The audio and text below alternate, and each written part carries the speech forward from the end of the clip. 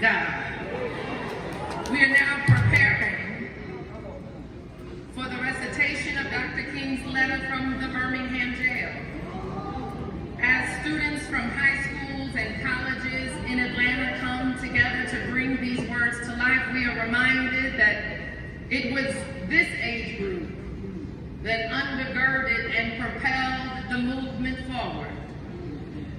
It was this age group that put Dr. King's words into action and called our nation to bear. In this letter, Dr. King speaks to those who think they already get it, even to the moderate who ushered or pleaded for a negative peace, which was the absence of tension rather than that who pleaded and preferred a positive peace, which was the presence of justice. Now, under the direction of Mrs. Connie Smith-Lindsey, let us hear.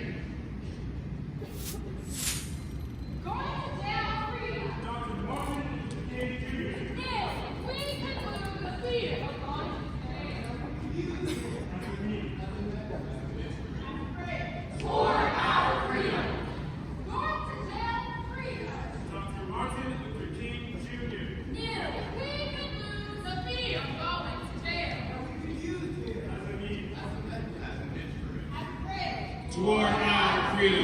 Dear my fellow clergymen, while confined here in the Birmingham City Jail, I came across your recent statement calling our present activities unwise and untimely.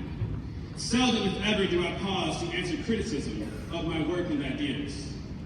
If I sought to answer every criticism that came across my desk, my secretary would be engaged in little else in the course of the day, and I would have no time for constructive work.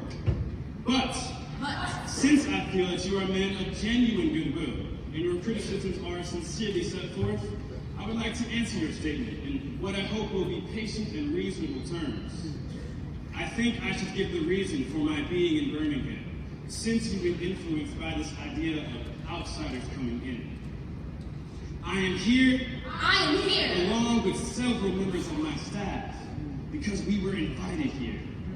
I am here because I have basic organizational ties here. I am in Birmingham because injustice is here. I cannot sit idly by in Atlanta and not be concerned about what happens here in Birmingham. Injustice anywhere is a threat to justice everywhere. We are caught in an inescapable network of mutuality, tied by a single garment of destiny. What affects one directly affects us all indirectly. Never again can we afford to live with the idea of outsiders coming in. Anyone who lives in the United States can never be considered an outsider. You deplore the conditions that brought the demonstrations in Birmingham into being. But I'm sorry to hear that your statement did not express a similar concern for what caused us to make these demonstrations.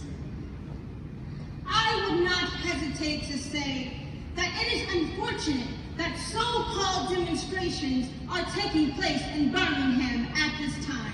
But I would say in more emphatic terms that it is even more unfortunate that the white power structure of this city left the Negro community with no other alternative.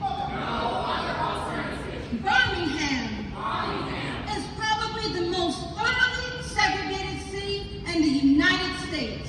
Its ugly record of police brutality is known in every section of this country.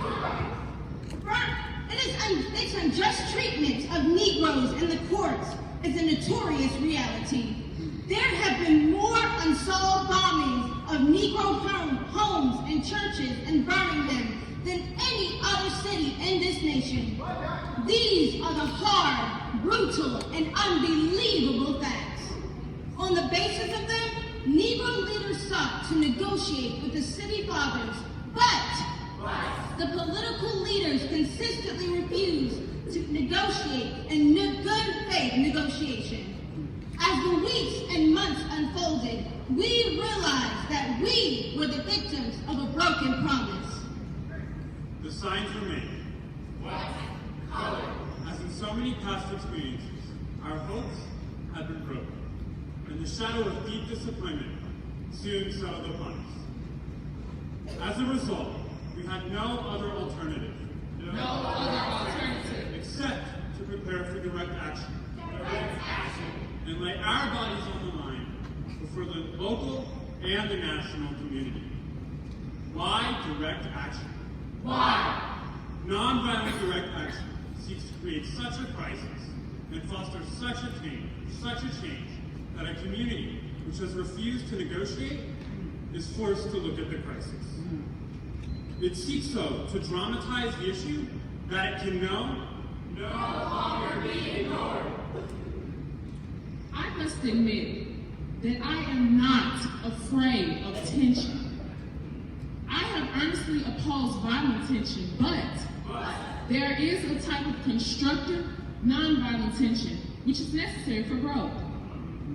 One of the basic points in your statement is that our acts are untimely. Some have asked, why didn't you give the new administration time to act? The only answer that I can give to this inquiry is that the new administration must be private. My friends, I must say to you that we have not made a single gain in civil rights without determined legal and nonviolent pressure. History is a long and tragic story of the fact that privileged groups seldom give up their privileges voluntarily.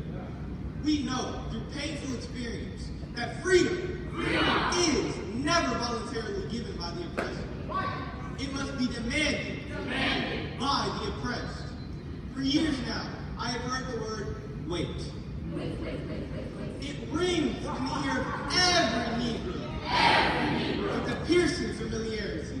This wait has almost always meant never. We must come to see that the distinguished jurist of yesterday, that justice too long delayed is justice denied. We have waited for more than 340 years. For our God-given and constitutional rights. It is easy for those who have not felt the stinging darts of segregation to say, wait.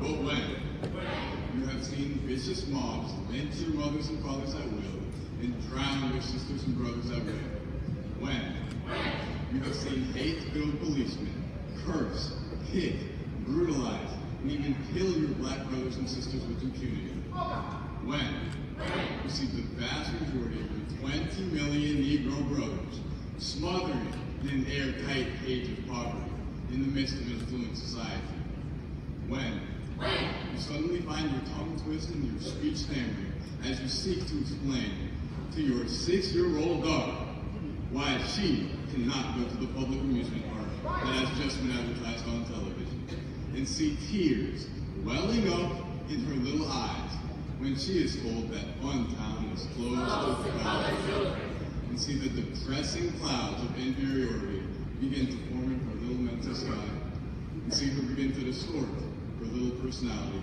by unconsciously developing a bitterness toward white people.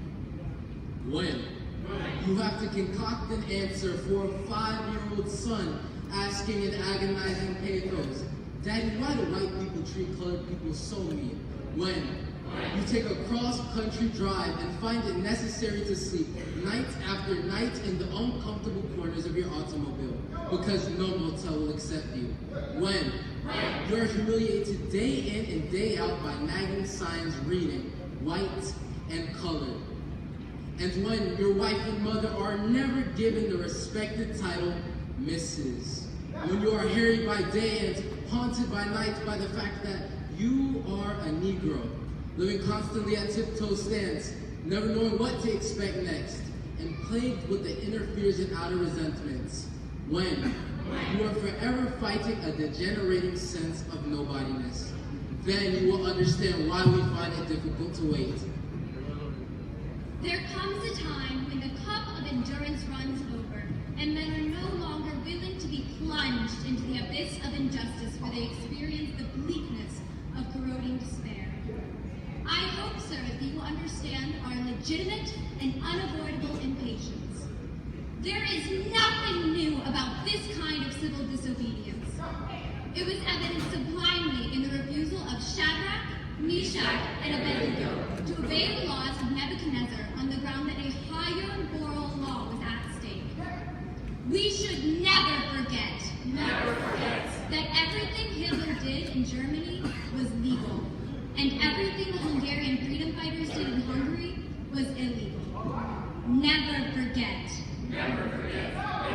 We must come to see, as federal courts have consistently affirmed, that it is immoral to urge an individual to withdraw his urge to gain his constitutional rights, because the quest precipitates violence. We will have to repent in this generation, not merely for the vitriolic, hateful words and actions of the bad people, but for the appalling silence of the good people. We must come to see that human progress never rolls in on wheels of inevitability. It comes through the tireless efforts and persistent work of men and women willing to be co-workers with God. And without this, time itself becomes an ally of the forces of social stagnation. We must use time creatively, and the knowledge that the time is always right to do right. Now is the time to make real the promise of democracy and transform our national friendly elegy into a creative song of brotherhood. Now is the time to lift our national policy from the quicksand of racial injustice to the solid rock of human dignity. Oppressed people cannot remain oppressed forever. The urge for freedom will eventually come. This is what has happened to the American Negro. Something within has reminded him of his birthright of freedom. Something without has reminded him that he can get it.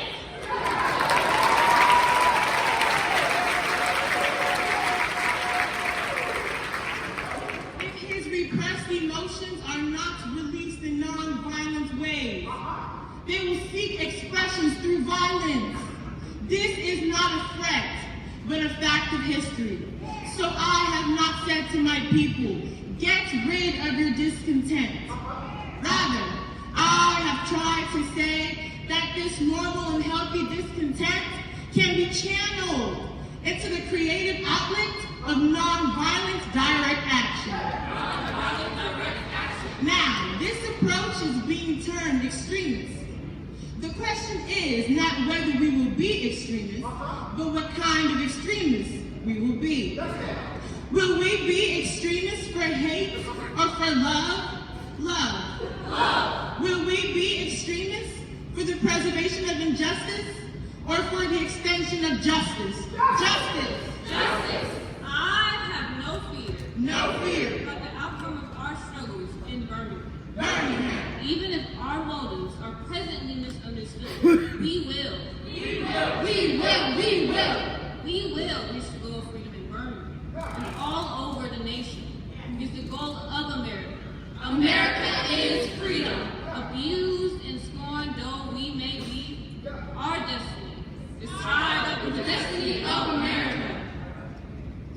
If the inexpressible cruelties of slavery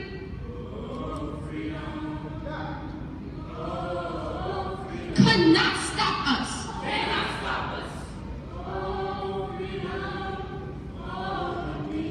the expressions and opposition that we now face surely will fail. We will win our freedom. Because the sacred heritage of our nation and the eternal will of God are embodied in our echoing demands. I must close now. Never before have I written a letter this long. Or should I say book? It would have been much shorter if I'd been sitting at a comfortable desk. But what else am I to do when I'm alone for days in the dull monotony of a narrow jail cell, other than write long letters, think strange thoughts, and pray long prayers? Yours for the cause of peace and brotherhood, Dr. Martin Luther King Jr.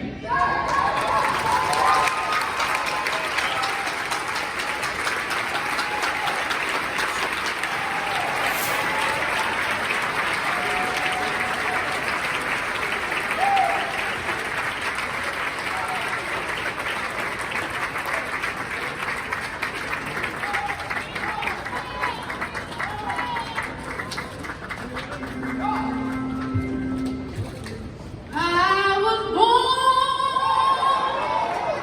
by the river.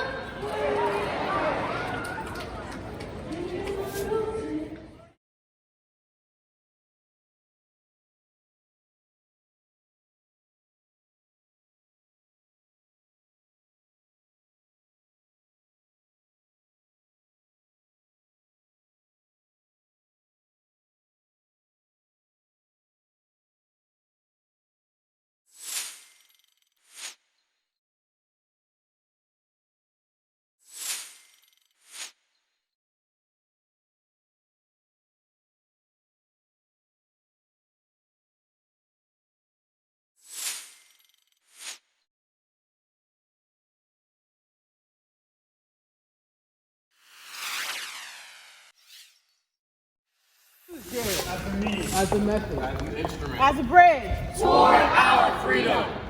Going to jail free. Dr. Martin Luther King Jr. New. He would lose the fear of going to jail. As a means. As a method. As an instrument. Toward our freedom.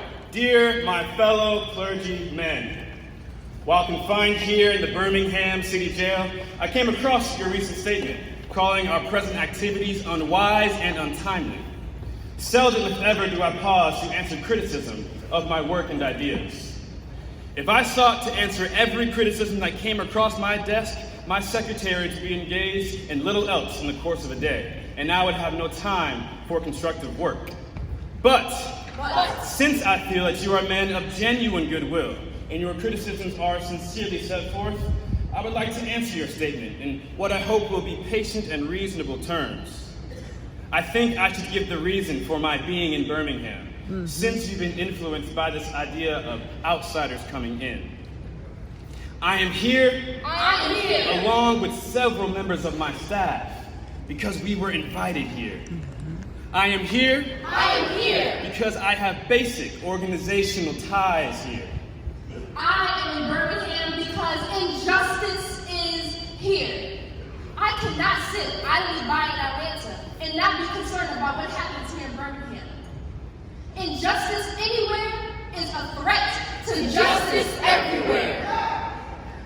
We are caught in an inescapable network of mutuality, tied by a single garment of destiny.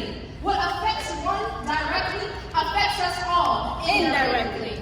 Never again can we afford to live with the idea of outsiders coming in.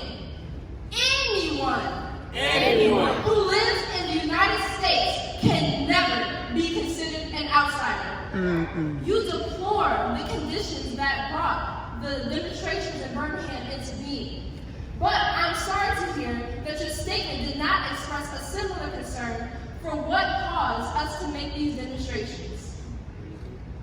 I would not hesitate to say that it is unfortunate that so-called demonstrations are taking place in Birmingham at this time. But I would say in more emphatic terms that it is even more unfortunate that the white power structure of this city left the Negro community with no other alternative.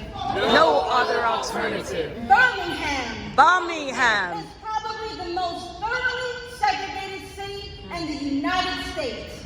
Its ugly record of police brutality is known in every section of this country. Its unjust treatment of Negroes in the courts is a notorious reality. There have been more unsolved bombings of Negro homes and churches in Birmingham than any other city in this nation. These are the hard, brutal, and unbelievable facts. On the basis of them, Negro leaders sought to negotiate with the city fathers, but the political leaders consistently refused to negotiate in good faith negotiation. As the weeks and months unfolded, we realized that we were the victims of a broken promise. The signs remain. White, colored. As in so many past experiences, our hopes had been broken, and the shadow of deep disappointment soon settled upon us. As a result, we had no other alternative. Except to prepare for direct action. Direct action. And lay our bodies on the line before the local and the national community. Why direct action? Why? Nonviolent direct action seeks to create such a crisis and foster such a change that a community which has refused to negotiate is forced to look at the crisis. It seeks, though, to dramatize the issue that it can no longer be ignored. I must admit that I am not afraid of tension. I have earnestly opposed violent tension, but there is a type of constructive, nonviolent tension which is necessary for growth. One of the basic points in your statement is that our acts are untimely. Untimely. Some have asked, why didn't you give the new administration time to act? The only answer that I can give to this inquiry is that the new administration must be prior. My friends, I must say to you that we have not made a single gain in civil rights without determined legal and nonviolent pressure. History is a long and tragic story of the fact that privileged groups seldom give up their privileges voluntarily. We know through painful experience that freedom is never voluntarily given by the oppressor. It must be demanded by the oppressed. For years now, I have heard the word wait. It rings in the ear of every Negro. With a piercing familiarity. This wait is almost always meant never. We must come to see with the distinguished jurist of yesterday that justice too long delayed is justice denied. We have waited for more than 340 years. 340 years. Our God-given and constitutional rights. It is easy for those who have not felt the stinging darts of segregation to say, wait. But when you have seen vicious mobs lynch your mothers and fathers at will and drown your sisters and brothers at whim, when you have seen hate-filled policemen curse, kick, brutalize, and even kill your black brothers and sisters with impunity, when you see the vast majority of your 20 million Negro brothers smothering in an airtight cage of poverty in the midst of an affluent society, when you suddenly find your tongue twisted and your speech stammering as you seek to explain to your 6-year-old daughter why she cannot go to the public amusement park that has just been advertised on television, and see tears welling up in her little eyes when she is told that Fun Town is closed to colored children, and see the depressing clouds of inferiority begin to form in her little mental sky, and see her begin to distort her little personality by unconsciously developing a bitterness toward white people. When you have to concoct an answer for a 5-year-old son asking in agonizing pathos, Daddy, why do white people treat colored people so mean?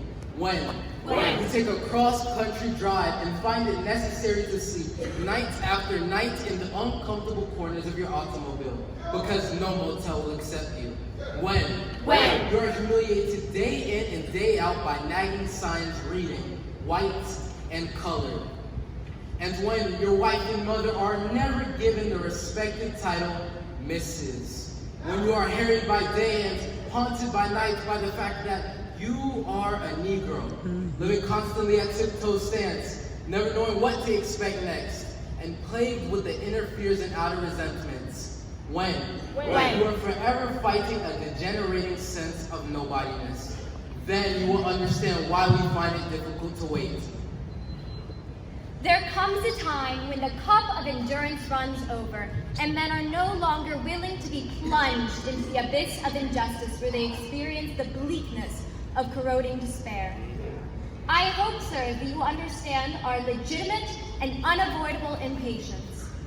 There is nothing new about this kind of civil disobedience. It was evident sublimely in the refusal of Shadrach, Meshach, and Abednego to obey the laws of Nebuchadnezzar on the ground that a higher moral law was at stake. We should never forget that everything Hitler did in Germany was legal, and everything the Hungarian freedom fighters did in Hungary was illegal.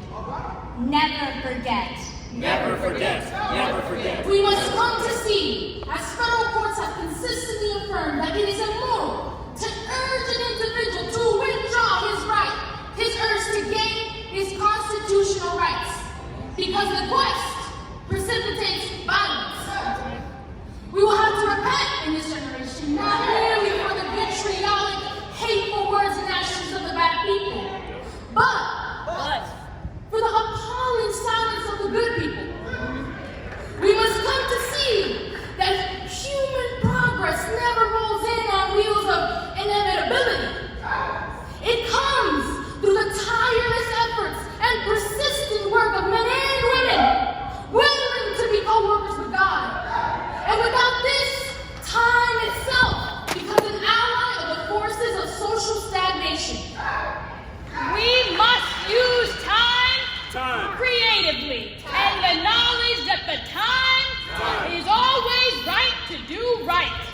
Now is the time to make real the promise of democracy and transform our national genealogy into a creative song of brotherhood.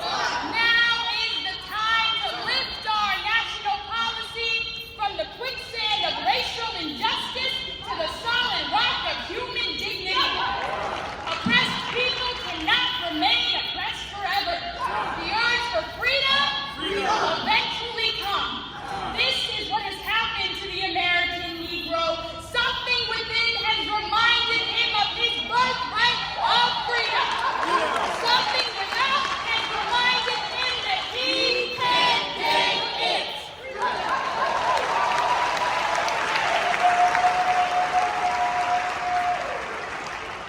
If his repressed emotions are not released in non-violent ways, they will seek expressions through violence. This is not a threat, but a fact of history. So I have not said to my people, get rid of your discontent. Rather, I have tried to say that this normal and healthy discontent can be channeled into the creative outlet of nonviolent direct action. Nonviolent direct action. Now, this approach is being termed extremist. The question is not whether we will be extremists, but what kind of extremists we will be. Will we be extremists for hate or for love? Love. Love. Will we be extremists for the preservation of injustice or for the extension of justice? Justice. Justice. I have no fear. No fear. But the outcome of our struggles in Birmingham. Birmingham. Even if our motives are presently misunderstood, we will. We will. We will. We will. We will restore freedom in Birmingham. Yes. All over the nation. Yes. With the goal of America. America is freedom. Abused and scorned though we may be, our destiny. It's time for the destiny of America. If the inexpressible cruelties of slavery, no freedom, oh freedom, cannot stop us, cannot stop us, oh freedom over me. The expressions and opposition that we now face surely will fail. And before I'll be a slave,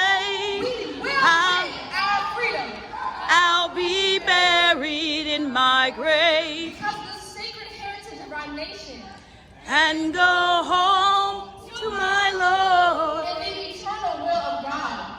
And be free. Are embodied in our echoing demands. I must close now. Never before have I written a letter this long, or should I say a book. It would have been much shorter if I'd been sitting at a comfortable desk. But what else am I to do when I'm alone for days in the dull monotony of a narrow jail cell, other than Write long letters, think strange thoughts, and pray long prayers. Yours for the cause of peace and brotherhood, Dr. Martin Luther